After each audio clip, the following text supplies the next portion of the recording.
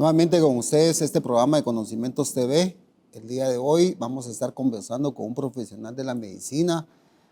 Tenemos el gusto de poder invitar al doctor Edison de León, que nos va a estar compartiendo la rama de su especialidad, y vamos a tener una charla en la cual él nos va a dar su expertise, la rama en que él labora, y obviamente dejamos la invitación para que todos aquellos que nos puedan escribir, hacer una consulta, con todo gusto abrimos ya la comunicación por medio del WhatsApp para que usted se pueda comunicar con nosotros.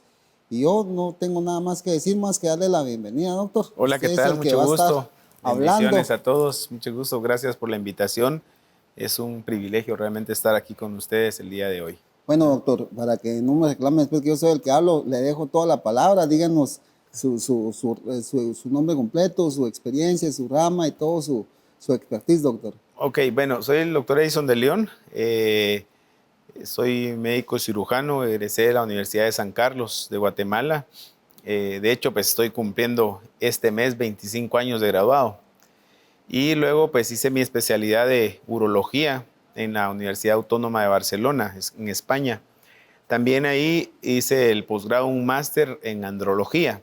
Pues básicamente eso, luego volví, tengo alrededor de 18 años de haber regresado de mi entrenamiento y he estado pues trabajando al inicio. Cuando uno empieza, estuve pues 9 años más o menos en el Hospital Roosevelt, estuve trabajando también más o menos unos 8 años en Aprofam y luego pues ya ahora me dedico puramente a la medicina privada. Y es en el área esta de la urología, que pues para los que no lo sepan se encarga un poquito de la rama, somos digamos los cirujanos de las vías urinarias. Vemos pues riñones, tumores de vía urinaria, también de vejiga, vemos la próstata, infecciones a nivel de la vejiga, a nivel de urinario, próstata, incontinencia urinaria en mujeres, los cálculos también urinarios, que es algo de lo que más frecuentemente vemos. Y aparte el tema de la andrología, que esto más va enfocado en lo que es el aparato reproductor masculino. Es decir, digamos que lo más frecuente en esto veo mucha infertilidad del varón. Gracias a Dios, pues tengo la expertise aquí y todos los centros más grandes y ginecólogos, pues casi soy la referencia en cuanto a la infertilidad del varón aquí en Guatemala, en Centroamérica, que tengo gente de Honduras, Salvador, México, que vienen a verse aquí con nosotros estos problemas de la infertilidad del varón. Y obviamente la andrología también abarca lo que es la andropausia, que a los varones les empieza a bajar la testosterona, también el manejo de hormonas a veces en jóvenes, lo que es disfunción sexual, problemas sexuales básicamente. Esas son las ramas en las que trabajamos. Excelente, doctor. Y eso ya me empieza a mí a poder plantearle algunas preguntas. Por ejemplo, si de alguna manera por lo que entiendo, trata a ambos sexos, tanto mujeres y Sí, hombres. claro. Porque Claro. obviamente no es que sea exclusivo solo para el hombre, por decirlo así. No, eso a veces creen las personas que el urólogo solo es de hombres, porque obviamente vemos la próstata, pero vemos muchas mujeres. Claro que sí. Lo otro que también es, doctor, es que, ¿cuáles son las de las enfermedades que comúnmente más se padece actualmente? Que entiendo que la parte de los riñones muchas veces empiezan por descuidos, obviamente todas las enfermedades, porque también uno contribuye a que el organismo empieza a tener afecciones, pero ¿cuáles podrían ser los detonantes que empiezan a mostrar eso, doctor? Bueno, creo que una patología muy frecuente que vemos aparte de los temas prostáticos son inflamaciones, infecciones, tanto urinarias como de próstata y también cálculos. Y a veces todas estas cosas tienen un común denominador y es personas que casi no toman agua, ¿verdad? De hecho, los cálculos, las litiasis urinarias, de la mejor prevención que existe es tomar agua, ¿verdad? Ese es el mejor tratamiento preventivo que puede para haber. Yo diría que lo que más vemos en la consulta son infecciones tanto de orina en mujeres como infecciones prostáticas, ¿verdad? En los varones. y la litiasis, los cálculos, los vemos muy frecuentemente y esto es más habitual verlos en las emergencias, ¿verdad? Porque es algo que le da mucho, mucho dolor a las personas. Doctor, ¿cuál es lo mínimo que debería de alguien tomar en cuanto a agua al día para poder tener una referencia? Digamos que varía un poquito en cuanto a la edad de los pacientes, la actividad física y esto, pero la Organización Mundial de la Salud recomienda un promedio de 2 litros al día, ¿verdad? Obviamente que si un paciente hace ejercicios o está en el campo o hace esto, pues va a requerir un poco más, pero si alguien es más sedentario y esto, y sobre todo si es mayor o una complexión muy, muy bajito y flaquito, pues va a necesitar menos. 1,5 litros, pero 2 litros es lo que más o menos una persona de una mediana edad debería de tomar, ¿verdad? De agua. Ok, ¿y qué pasa si por el contrario esa agua es sustituida por gaseosas, por productos que tienen altas cantidades de azúcar y de todo? Sí, obviamente las gaseosas, y no es que quiera hacer mala propaganda, pero no tienen ningún valor nutritivo, ¿verdad? Las gaseosas, lamentablemente, lo único que nos traen son cosas negativas, desde caries, de subirnos el azúcar, pero también están involucradas en la formación de cálculos, ¿verdad? El ácido fosfórico que viene en las gaseosas es el que se encarga de precisamente formar cálculos urinarios. Y bueno, sin quitarlo del tema del azúcar, ¿verdad? Que nos eleva. Tomar una gaseosa es como tomar un vaso de agua con 11 cucharadas de azúcar, es lo que más o menos se cree. Entonces, por eso, aparte los edulcorantes, o sea, realmente una gaseosa no nos trae ningún valor nutritivo, ¿verdad? Es más, ni siquiera la sed nos quita porque nos da más sed por los solutos que tiene. Sí, eso es de lo y lo que es lo más común que se tiene a la mano, ¿verdad? O sea, Así es. y en relación a lo que se ve comúnmente es, mucha gente prefiere pedir una gaseosa y no un vaso con agua o una bebida que simplemente agua, sino que prefieren adherirle eso. Entonces, eso es lo que más frecuentemente se da, ¿verdad, doctor? Ahora, esa misma cantidad de agua, yo sé que es en relación al peso y a la edad, pero ¿qué pasa con los niños? ¿Cómo debería ser la relación con los niños? Pues los niños más lo manejan en virtud de su necesidad, ¿verdad? Un niño, lo ideal es que nunca tuviéramos sed, los adultos, ¿verdad? Porque la sed es como, digamos, si fuéramos un carro, la sed es como andar la lucecita roja, Sí, pues. ¿verdad? La sed es andar eso. Cuando nosotros andamos con sed, labios secos, está es porque andamos en reservas. Lo ideal es hidratarnos de tal manera que nunca estemos con esto, con la sed, ¿verdad? Y un niño pues lo maneja más a demanda. Un niño más bebe agua a demanda. Un niño pues son 4 vasos al día, depende de la edad y su actividad, ¿verdad? Los niños normalmente sí son muy, muy activos. Es más o menos, los niños, pero es más fácil que lo toman a demanda. El adulto, por el trabajo, por esto, de repente, aunque tenga sed, sigue trabajando y sigue y vuelve y el mismo estrés en el que estamos envueltos en el trabajo a veces no nos deja hidratarnos como debe ser. Ahora, doctor, hay una cosa que siempre oigo yo, que se habla, dice, no tomo agua porque inmediatamente me da el deseo de poder ir al baño. ¿Eso debería ser así? ¿Es parte de lo normal o es qué sucede ahí? En teoría, lo que pasa es que a veces las personas, así cuando decimos en buen chapín, cuando mucho, cuando nada, de repente se toman 1 litro de agua de un solo y de ahí pasan horas de horas sin tomar.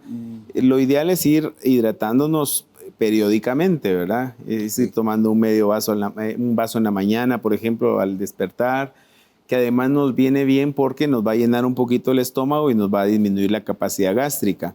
Entonces nos vamos a llenar más rápido, entonces vamos a comer menos. Entonces tiene sus ventajas. Entonces tomar medio vaso a media mañana, otro vaso antes del almuerzo, entonces irlo haciendo periódicamente. Pero es habitual que vemos las personas que está el pachón, se lo tira de un solo y ahí pasa periodos sin tomar agua. Entonces si lo hacen habitual, así más pautado, no debería de ocurrir esto que ocurre, ¿verdad? Yo creo que a todos nos pasa. De repente tenemos el pachón de agua ahí, va a darle y darle, entonces eso obviamente a cualquiera nos va a generar. Ahora, hay una capacidad, digamos, normal de agua que debe caber en la vejiga. En los hombres más o menos son 350 centímetros cúbicos y en las mujeres pueden llegar un poquito más, hasta 450 centímetros cúbicos.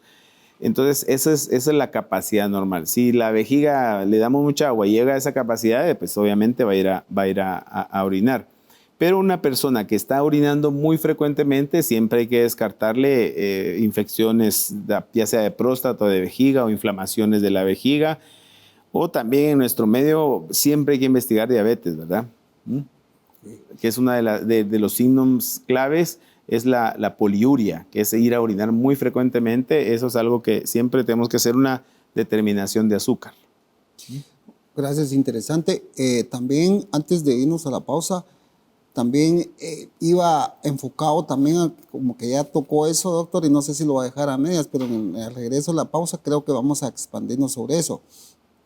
Que la gente que comúnmente en la noche tiene mucha frecuencia en ir al baño, o sea, entonces prefieren decir, bueno, ya no consumo nada antes de cierta hora para no padecer eso. ¿También tiene algún problema ahí que hay que investigar más a fondo? De hecho, se forma un poquito más de orina en las noches, porque nosotros somos tubos por todos lados, ¿no? Entonces, hagamos de caso que tengo este vaso y está así. En el día andamos en vertical, la gravedad, por eso de día que se nos hincha un poquito ya al final de la tarde, un poquito, si todos nos midiéramos, hiciéramos un diámetro de nuestros tobillos en la mañana y en la tarde, veríamos que todos nos crece un poquito, porque el agua se va hacia abajo. Entonces, lo que sucede en la noche es la redistribución de los líquidos. Entonces, si tenemos un vaso de agua así y lo ponemos en horizontal, los líquidos, y además, como van a favor de la gravedad ya no está impulsando, el corazón bombea más rápido, los riñones filtran más.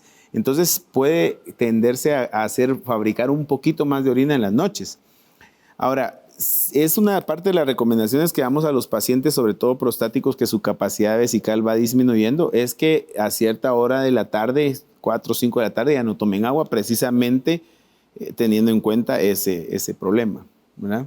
Es la redistribución de los líquidos que a veces nos hace orinar más en las noches. Muchísimas gracias a todos. Ya nuevamente hacerles la invitación para que puedan escribirnos al número de WhatsApp. También vamos a poner en sus pantallas el número para que puedan contactar al doctor Edison de León. Él pues puede cualquier caso concreto particular poderlos atender. También les dejamos la invitación para que siempre estén atentos al canal de YouTube, que vamos a estar subiendo este material para que ustedes puedan poder compartirlo y siempre darle seguimiento a las redes que ponemos a su disposición. Creo que antes de irnos a la pausa todavía tenemos unos minutitos, doctor, y es que el hecho es también esos problemas se pueden dar en niños que puedan empezar ya a tener dificultades, por ejemplo, que se les llene la vejiga de forma inmediata. Es raro. Un niño que tiene esos problemas sí hay que investigarle más cosas congénitas, ¿verdad? Por ejemplo, espina bífida oculta, hay que ver cómo está la vejiga, enuresis, hay que buscarle si no tiene una vejiga hiperrefléxica. Entonces un niño no debería, un niño hay que investigarlo un poquito si está con muchas infecciones o si está con muchos problemas de orinar muy frecuentemente. Ok, vamos a tener que ir a la pausa para luego seguir con las preguntas al doctor. Pero por favor, escríbanos para que podamos de alguna manera tomar sus preguntas y podérselas plantear al doctor invitado el día de hoy. Vamos a ir a la pausa.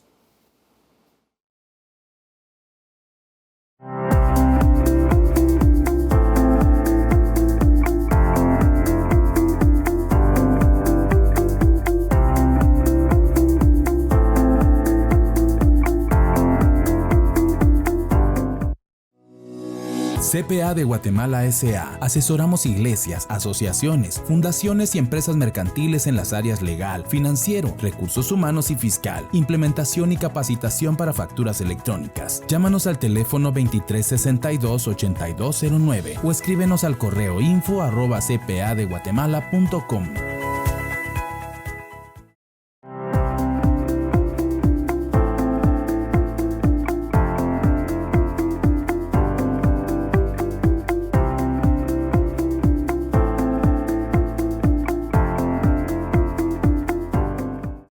Gracias, estamos conversando con el doctor Edison de León. Estamos muy agradecidos porque hay personas que están escribiendo y están llegando preguntas muy interesantes. Antes de irnos a la pausa, estábamos conversando sobre pues, las causas o razones que pueden hacer que empiece el poder ir frecuentemente al baño. Y hay una consulta acá que entra, que es, hay niños que de determinadas edades que padecen de eso, pero ¿en qué momento se puede considerar que es algo de relación a su edad o algo que ya sea por una enfermedad, doctor? Sí, bueno, cuando ya un niño pasa, el niño debe controlar esfínteres a los 2 años, ¿verdad? Pero cuando ya pasan hay algunos niños que todavía, pero eso, ojo, porque muchas de las veces, la mayoría es hereditario. Ah, sí. Normalmente el niño que se orina es porque los papás se orinaban. Así que, o sea que no sean tan mala onda con los nenes, ¿verdad? Así es. Normalmente, o si no son los papás, siempre hay una historia familiar. Cuando los niños se orinan ya muy mayores y se orinan, ¿verdad? Eso se llama enuresis, ¿eh? Y se debe a veces pues es a la incapacidad en la noche de poder voluntariamente mantener el control de los esfínteres y la vejiga se contrae así como que por su lado, ¿verdad? Okay. Entonces normalmente suele curarse a cierta edad, desaparece. Pero si persiste, entonces ya hay que hacer estudios y hay que, pues algunos necesitan algunos medicamentos.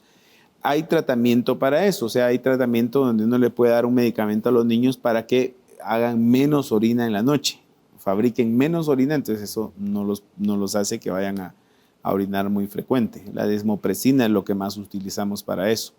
Pero sí, normalmente siempre hay una historia familiar, ya sea los abuelos, el papá, la mamá, y usted siempre hace una pregunta en esa área y siempre va a haber alguien en la familia que tenía también ese problema. No importando el género, doctor, ya sea un niño o una niña, también sucede. Puede ser la mujer o puede ser el hombre. Siempre hay una historia general. En esos casos siempre uno hace estudios, pues lo ideal es hacer un estudio urodinámico, ¿verdad?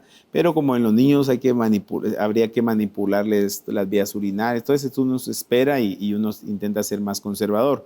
Descartarles siempre que no tengan infecciones, hacerle un ultrasonido, ver la capacidad de la vejiga y si están vaciando bien. Eso es lo importante en esos casos, ver si no hay espina bífida oculta, que eso es normalmente cuando hay espina bífida oculta que se ve con una radiografía simple. A veces esos niños tienden a tener una vejiga hiperrefléxica, ¿verdad? Sea la vejiga que se contrae a su antojo. Ok, qué interesante. Otra de las cosas que pregunta también, doctor, es que si alguien me pregunta acá, si en su especialidad, ¿a qué edad recomienda hacerse un examen prostático, obviamente en el hombre, ¿verdad?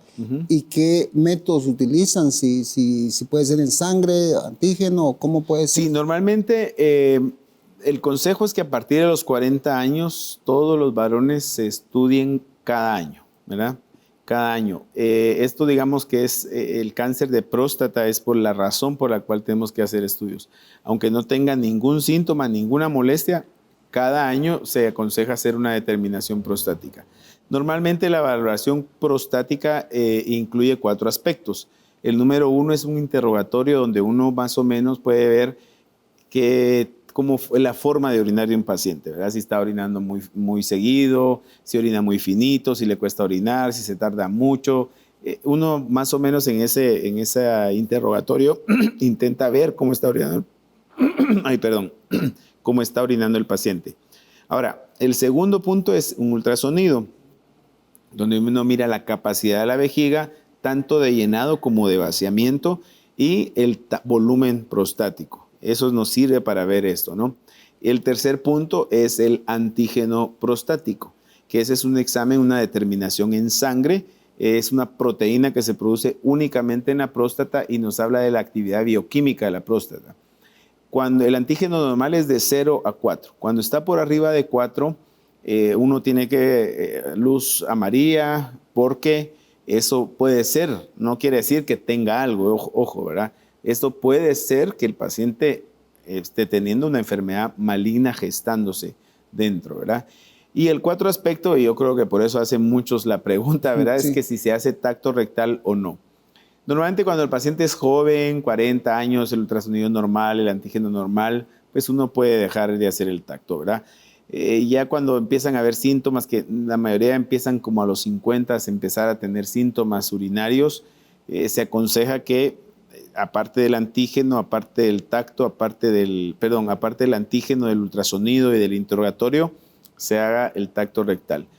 Digamos que ninguna de los cuatro componentes, cada uno me dice una cosa distinta.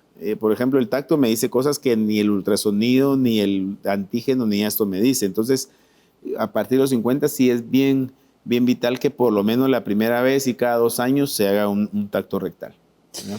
También tiene que ver, doctor, y usted me corrige si yo me equivoco, si también haya un historial de familiar en la cual han habido casos. Por supuesto. Si hay historial familiar, ese paciente con más razón, y ahí sí, si es más joven, a ellos sí, pues hay que hacerle también el tacto rectal, ¿verdad? Aparte del antígeno y las otras pruebas que ya habíamos mencionado. Ok, qué interesante, doctor. También ya hay otras preguntas que ingresan. Esas eran una de las que más frecuentemente hacen, porque obviamente el hombre es el que, pues, es incómodo, ¿verdad, doctor? Es incómodo. A ver, el examen realmente es, cuando lo hace alguien que experto y tal, pues dura 4 segundos, o sea, nomás uno hace el examen y rápido sabe lo que quiere ir a buscar, ¿verdad? En jóvenes uno lo puede mantener y todo. Uno le dice al paciente, bueno, te salvaste todavía, ¿verdad? Pero un mayor que está ya con síntomas es mejor hacerlo porque a veces hay inflamación que no me lo dice ninguno de los otros estudios. Uno toca qué tamaño es, y qué consistencia, si hay nódulos o no, si está dura o no. Entonces, son las cositas que uno va viendo. A veces también el paciente le hace ultrasonido, todo sale normal, pero al hacer un tacto de repente manifiesta o dolor o sensación de orinar, significa eso que la próstata está inflamada, y puede ser eso y con todos los exámenes normales. Entonces, por eso también vale la pena hacer ese examen, sobre todo si hay algún tipo de síntomas. También, como que va en relación a algo que me pregunta también, doctor, es que si también tiene que ver el hecho de que alguien, por ejemplo, tenga una actividad sexual más activa que otros, porque obviamente hay personas que puede ser que por viudez, por cualquier circunstancia no tenga esa actividad activa como en otros. ¿Eso también influye? ¿O si nos puede explicar eso? Esto es un poco controversial, ¿verdad? A veces uno hace como de broma decir que cada quien tiene la próstata que se merece, ¿verdad? Pero es controversial. Se han hecho estudios valorando varones con diferente hábito sexual, ¿verdad? Quienes pues tienen hábitos diarios, otros cada mes, y se han hecho estudios, grandes metaestudios, intentando identificar eso precisamente. Las conclusiones reales es más que es la influencia de las hormonas versus la edad y el factor genético, ¿verdad? Que tenga el paciente. O sea, lo hereditario es bien frecuente. Si un paciente viene de familia de próstatas pequeñas y que no son muy hormonales, probablemente va a ser igual, ¿verdad? Entonces, digamos que ese mito que se tiene porque tiene muchas relaciones, puede tener la próstata grande, no se ha terminado realmente de descubrir. Yo creo que más es al contrario, se ha visto que no tiene mayor cosa que ver, ¿verdad? Ok, interesante eso. También nos dicen, nos plantean esta pregunta es, ¿en qué momento puedo determinar o tener como síntomas de una infección urinaria? ¿Cuáles podrían ser los más comunes síntomas? Bueno, obviamente el más común es el ardor al orinar, las ganas de orinar, pero muchas veces hay infecciones que inician únicamente con aumento de la frecuencia. Solo tengo más ganas de orinar y a veces no desarrollo la clínica florida de una infección urinaria, pero el hecho de ir a orinar más frecuente vale la pena que hagamos un examen de orina con cultivo, ¿verdad? Ok, qué interesante. Todavía estamos en tiempo para poder plantear otras preguntas relacionadas a eso. Me dicen acá, creo que eso ya lo planteamos, que son preguntas casi repetitivas. ¿En qué momento se recomienda empezar? Eso ya lo dijo, doctor, pero me dice esta persona, yo no paso los 30 años y creo como que tuviera algún síntoma en la cual necesariamente tengo que hacerme un examen prostático. ¿Hay casos de esas edades, doctor? Sí, claro. La prostatitis crónica es un caso que uno puede ver en jóvenes e incluso más jóvenes todavía, 20, 21 años, hay pacientes que pueden llegar a tener prostatitis a pesar de ser tan jovencitos, ¿verdad? O sea que La próstata, digamos que hay 3 enfermedades básicamente. Una es la enfermedad inflamatoria infecciosa, que también esa se subdivide en bacteriana, no bacteriana, y hay una clasificación, que no es el caso ahorita. Luego la enfermedad de crecimiento, es decir, que con los años la próstata es estimulada por las hormonas y va creciendo. Esa se llama hiperplasia prostática. Y la tercera es la enfermedad maligna, el cáncer de próstata. Son las 3 cosas. La prostatitis puede afectar incluso a jóvenes, a 25 años, 23 años, 30 años. La enfermedad de crecimiento y el cáncer es más de gente mayor, ¿verdad? Pero la gente mayor también puede tener las dos, puede tener prostatitis y crecimiento, o cáncer y prostatitis. Por eso hay que hacer el análisis, digamos que no es genérico para todos igual. Cada paciente tiene que ser analizado muy específicamente, ¿verdad? Ok, también ingresa al WhatsApp una pregunta y me dice, ¿afecta el consumo de muchas medicinas, el funcionamiento de los riñones y todo lo demás que conlleva a eso, doctor? Pues sí, existe definitivamente lo que son medicamentos nefrotóxicos, ¿verdad? Pero no todos, pero algunos sí, hay algunos analgésicos que pueden ser nefrotóxicos, pero todo depende mucho también del cuidado que nosotros le demos, bueno, lejos de los factores que a veces son hereditarios, que ahí sí no se puede hacer nada. Pero creo que volvemos al hábito del agua, ¿verdad? Muchas personas no tomamos agua por el trabajo o por lo que sea. Vivimos siempre así como que al límite, como decíamos, en la luz roja, ¿verdad? La luz amarilla de vacío, de llename. Y creo que lo ideal es mantenerse hidratado, porque aún los medicamentos, cuando nosotros estamos bien hidratados, nos pueden hacer menos daño que si estamos así trabajando deshidratados. Ok, también les dejamos nuevamente el número de WhatsApp para poder comunicarse con Conocimientos TV. De la misma manera también estamos facilitando el número del doctor para que ustedes puedan hacerle una pregunta ya en caso particular para que puedan de alguna manera poder conversar con él. También les ponemos a su disposición el canal de Conocimientos TV y para que puedan poder seguirnos y compartir este programa. También el programa se transmite por la señal de Rema TV en la extensión también de RBTV en las plataformas que ponemos a su disposición para que ustedes puedan compartir este programa. Todavía me queda una pregunta más antes de irnos a la pausa, que es, ¿qué tiene que ver la andrología con la urología? Me preguntan, doctor. Digamos que son como que primas hermanas, ¿no? Solo que la andrología es mucho más específica del sistema reproductor. Como decía al inicio, vemos lo que es infertilidad del varón propiamente, los trastornos sexuales como lo son la impotencia sexual, la eyaculación precoz, sexología y la andropausia, que es algo que es bien importante porque aún muchos médicos no piensan que un varón puede venir con síntomas de andropausia. Entonces, creo que lo tenemos que ir manejando más en la mente cuando un varón ya después de los 45 años ya empezarles a hacer cierto interrogatorio para ver si no tienen síntomas, porque las hormonas son bien importantes, no solamente en el tema viril o en el tema sexual. No, las hormonas juegan un papel bien importante en los varones, manejo de lípidos, manejo de azúcar, actitud, creatividad, concentración, sueño. Entonces es bien importante que si hay un varón que tiene pues un poquito tema de hormonas bajas, siempre lo investiguemos, y es algo que yo siempre por ejemplo, los estudiantes que hemos tenido, siempre les digo, un varón mayor, hagan estas preguntas porque no vaya a ser. Porque tengo pacientes, incluso médicos, que han sido tratados con antidepresivos y lo que realmente tú les haces una medición de hormonas y lo que tenían era un hipogonadismo, ¿verdad? Excelente. Por favor, vamos a ir a la pausa, pero vamos a seguir con las preguntas al volver.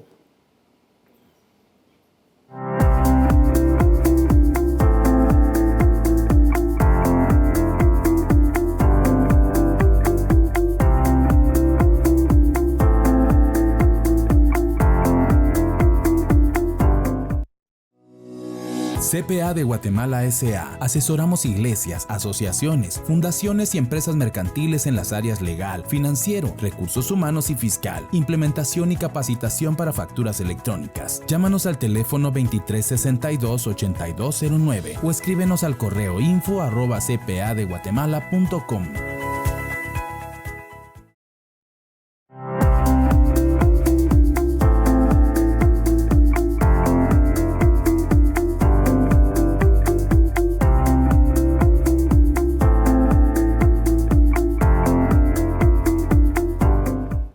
Estamos en el último bloque con una conversación con el doctor Edison de León. Realmente estamos aprendiendo bastante incógnitas que de alguna manera uno tal vez con el día a día lo ve, escucha a alguien o uno mismo en lo personal padece de eso, pero algunas veces uno no se atreve a hacer la consulta, sino que uno dice, bueno, va a pasar, pero están, ¿verdad, doctor? Así es. Algunas veces hasta por pena uno también dice, bueno, estoy yendo más de 3 veces al baño y pues, a veces miedo. cree que más o menos un hombre puede retardar hasta 1 año la consulta al urólogo, ¿verdad? Pues, por el tema eso que estamos hablando, ¿verdad? Por el qué dirán, ¿verdad, doctor? Y todo esto que hay. Pero realmente, doctor, debe ser, no sin ser tan alarmistas ni dramáticos, pero yo creo que en las cosas que se salen de lo común, de lo que usted ha planteado, doctor, inmediatamente hacer una consulta mejor y mejor Así descartar es. cualquier cosa y no. Exacto. Pero claro. usted nos recomienda, doctor, en eso. Sí, por supuesto. Si alguien empieza con síntomas y eso, mejor acuda, ¿verdad? Porque lo que tenemos nosotros es a dejar que las cosas pasen y vienen ya, cuando muchos pacientes llegan, de repente ya no puede hacer uno nada, ¿verdad? Nada curativo, sino que solo paliativo, solo para que... Y eso lo vemos, pues. Y por eso la recomendación, por ejemplo, los varones, el hacerse el antígeno prostático es en sangre y es lo mismo como que la mujer se hace el Papa Nicolau. El varón se lo debe hacer cada año, siempre hacerse su antígeno prostático a partir de los 40 años. Okay. Y si tienen síntomas que son raros, mejor ir a visitarse, ¿verdad? Hay cosas que las puede manejar un médico general, no necesariamente un urólogo, ¿verdad? Pero el médico ya podrá determinar si le ve algo que es mejor para que lo vea un especialista, ¿verdad? Interesante, doctor. También nos plantean si de alguna manera la parte de la sexualidad, que obviamente también que influye mucho las hormonas y todo eso, el crecimiento, si de alguna manera en su especialidad, si alguien tiene como una tendencia a que no tiene bien definido eso, si con un tratamiento de hormonas se le podría ayudar, o es una rama que definitivamente es más que todo mental, o tiene algo que ver, algo físico en alguien. Hay algunos síndromes que sí definitivamente están relacionados a digamos que a no producción de hormonas, ¿verdad? Síndrome de Klinefelter, hay varios síndromes y obviamente estos varones que no desarrollan los genitales, no desarrollan ni siquiera los genitales masculinos, ¿verdad? Incluso tienen un poquito la tendencia a tener la distribución de la grasa ginecoide, también puede tener una cosa que decimos ginecomastia, es decir, como que si tuvieran pechos. Esos son problemas cromosómicos que definitivamente no es tanto que esos varones, porque uno mira pacientes con bajas hormonas, desarrollados muy pequeños las gónadas, los testículos y todo, pero con una identidad de hombres. O sea, le llegan a consultar a uno a pesar de que muchas veces tienen esa distribución de grasa ginecoide, ginecomastia, hormonas bajas. Entonces, vemos que no es tanto el tema hormonal, ¿verdad? Y digamos que hablando de la sexualidad, pues yo sé que nos vamos a meter un poquito a un tema, pero la sexualidad tenemos que ver primeramente que fisiológicamente el varón segrega testosterona, ¿verdad? La mujer, estrógenos y esto. Digamos, anatómicamente, pues se ve claramente que alguien es varón, ¿no? Y que alguien es mujer. Y cromosómicamente también está determinado por los cromosomas XX o XY. XY es varón y XX. Ahora, el tema de la ideología, porque de hecho así se plantea como una ideología, es nada más que eso, es ideas. Porque el desarrollo y la capacidad de poder manipular información, un niño no la tiene. Entonces, en cuanto a la sexualidad, se ha generado lo anatómico, lo fisiológico, lo cromosómico, lo genético, aparte del entorno familiar. La ideología aparece no desde que nacen, aparece la manera de poder interpretar información, viene después de los 2 años. Entonces, ojo con eso, ¿verdad? Lo que tenemos que tener cuidado es que yo soy cristiano también, qué estamos ministrando y qué dejamos o quién ministra a nuestros hijos. Y hablando de ahora, todo mundo, uno mira en cualquier restaurante, cualquier lado, los nenitos están ahí en el teléfono mientras los papás están hablando. Ojo con eso, porque eso va a destruir a mucha juventud. De aquí a unos 15 años vamos a estar pagando las consecuencias de esos hábitos que los padres, malos hábitos que los padres están dejando que sus hijos tomen, ¿verdad? Sí, por supuesto. Y por eso es que siempre invitamos para que puedan comunicarse con nosotros al medio del WhatsApp que ponemos a disposición, porque sabemos que hay padres que nos ven y que salen esas interrogantes y que de alguna manera, pues qué mejor que un profesional que sí sabe y que tiene la respuesta técnica y científica en relación a esto. Doctor, hay muchas preguntas, pero estamos ya casi ese es el último bloque. Quisiéramos que entráramos en la fase de conclusiones y recomendaciones, más de algún par de preguntas más van a entrar ahí, pero en lo general como para ya ir haciendo un resumen de lo que hemos platicado. Y doctor, yo quisiera que usted nos planteara a grandes rasgos qué concluimos con eso. Obviamente que debe uno de tener prevención mejor y no después hacer un tratamiento ya solamente paliativo, sino que eso es lo que podamos ver como en algo general, pero específicamente qué más podemos concluir y recomendar de parte suya, doctor. Pues bueno, yo lo que diría básicamente, 2 cositas, 2 consejos. Los varones, a partir de los 40 años, háganse su chequeo, ¿verdad? No necesariamente vamos a hacerle un tacto rectal de entrada. No es así, salvo que tenga muchos síntomas, haya datos que no dan. Luego, bebamos agua, ¿verdad? El agua es de las cosas más baratas y que nos va a dar mucha salud. El agua, ahí sí que Dios se tomó 2 días para el agua. Es lo único que Él se toma 2 días. Luego todo lo hace en un día, pero en el agua Él ocupa 2 días. Primero las separa y luego separa las aguas de las aguas. Y es bien interesante que la misma proporción que la tierra tiene de agua es la misma proporción que nosotros tenemos de agua, ¿verdad? Son más o menos un 75%. O sea, si nos quitan el agua, nos deshidratamos, nos volvemos una pasita, por decirlo así, ¿no? Sí. Entonces, el agua es algo que yo creo que es el líquido vital. Si Dios hubiera querido dejarnos otra cosa, pues nos hubiera dejado unas gaseosas por ahí, pero no, eso nos hace daño. Realmente ese es un mal hábito, mal hábito que tenemos, que hay que quitarse ese hábito de las gaseosas, ¿verdad? No es que yo esté echándole nada a todo eso, pero como médico es de responsabilidad dar ese consejo, ¿verdad? Si tiene algún síntoma raro y todo eso, vaya con un médico, y si este médico ve que es necesario ir con un urólogo, pues vaya. Las infecciones urinarias recurrentes, o sea, si usted tiene una infección 1 o 2 veces, sí le digo, mejor vaya con un urólogo, ya no siga la línea porque ahí se va a gastar más dinero, le van a hacer menos estudios, va a gastar un montón y no se va a curar. Y nosotros también nos va a ahorrar trabajo porque nos llegan las infecciones de 5 años, de 10 años que han estado por todos lados y es más difícil para nosotros tratarlas porque llegan con resistencia de antibióticos, llegan con las vejigas bien inflamadas, ya bien dañadas del daño crónico que se ha hecho y se logran corregir, pero nos lleva mucho más trabajo, ¿verdad? Ok. Doctor, también quisiera saber, por lo que ya hablamos, también una última de las que me plantean es, usted también atiende niños, también tiene... Sí, claro, vemos niños, ¿verdad? Les soy sincero, no soy tan, es que me da mucha como ternura, siento que son mis Por hijos supuesto. y todo, y a veces no soy tan objetivo con los niños. Ajá. Pero de repente si hay que verlos, pues sí, con mucho gusto los vemos, ¿verdad? Ok, interesante eso. También una de las preguntas que todavía nos hacen y nos tiene es, ya tengo un sangrado en la orina, tengo que ya visitar un urólogo, por supuesto, ¿verdad, doctor? ¿Qué casos son esos? A ver, depende de la edad, depende si tiene síntomas o no tiene síntomas. Eso se llama hematuria, ese hallazgo de sangre en la orina.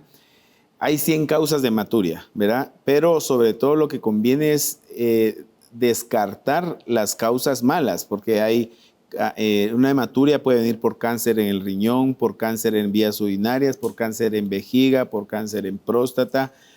Y claro que puede ser a veces por inflamación o claro que puede ser a veces por cosas benignas, pero cuando hay hematuria nos preocupamos para descartar todo lo maligno. Una vez descarta uno lo maligno, aunque el paciente pues sangre y todo, ya sabe uno que no pasa nada, ¿verdad?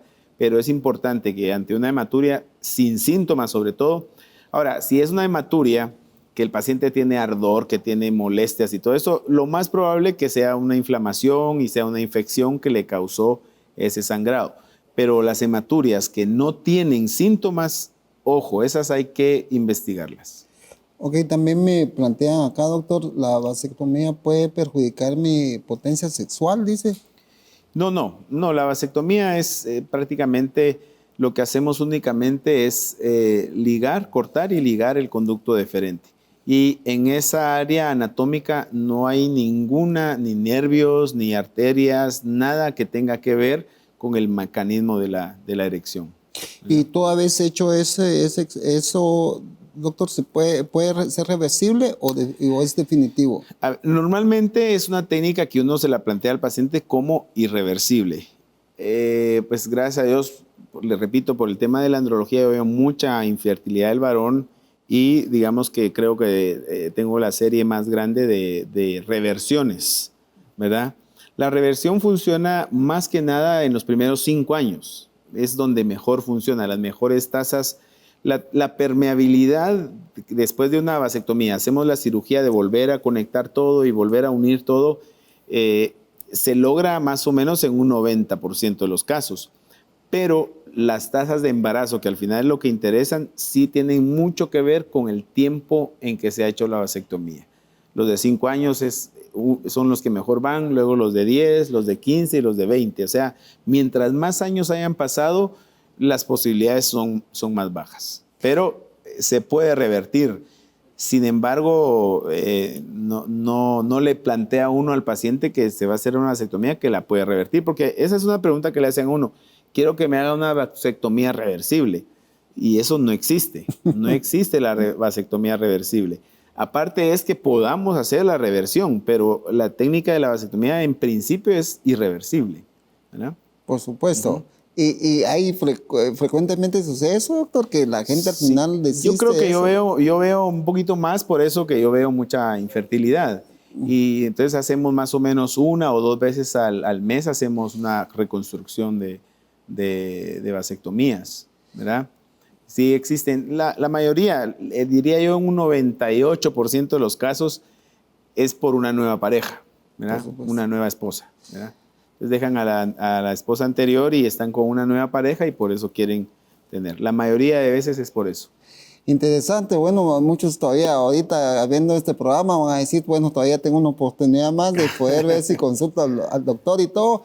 Por eso mismo ponemos a su disposición el número del doctor para cualquier consulta. También nosotros agradecemos a todos aquellos que se toman su tiempo siempre para poder contribuir al programa, escribiéndonos, muchos saludándonos. Esto ha sido la producción de Conocimientos TV. Doy gracias a Dios por este nuevo programa. Y también, doctor, le dejo un minuto para que se pueda despedir de la gente y muy agradecido por su tiempo, por contribuir a este programa. Esto es de Conocimientos TV. Le dejo un minuto, doctor. Bueno, muchas gracias primeramente al canal y gracias por la atención que me han brindado. Y nada más decirles pues que es mejor prevenir que lamentar, ¿verdad? Háganse sus exámenes, prevención. La misma Biblia, Dios en la propia Biblia, lo que enfatiza es la prevención. Si uno ve los mandamientos, estatutos, los decretos, de los 630 que hay, 230 son puramente de salud y puramente prevención. ¿verdad? Interesantísimo. Por eso es que mejor es ser previsores y no de estar lamentándonos con algo que puede haberse corregido a temprana tiempo, haberse detectado. Muchísimas gracias. Esto ha sido el día de hoy, Conocimientos TV. Hasta la próxima.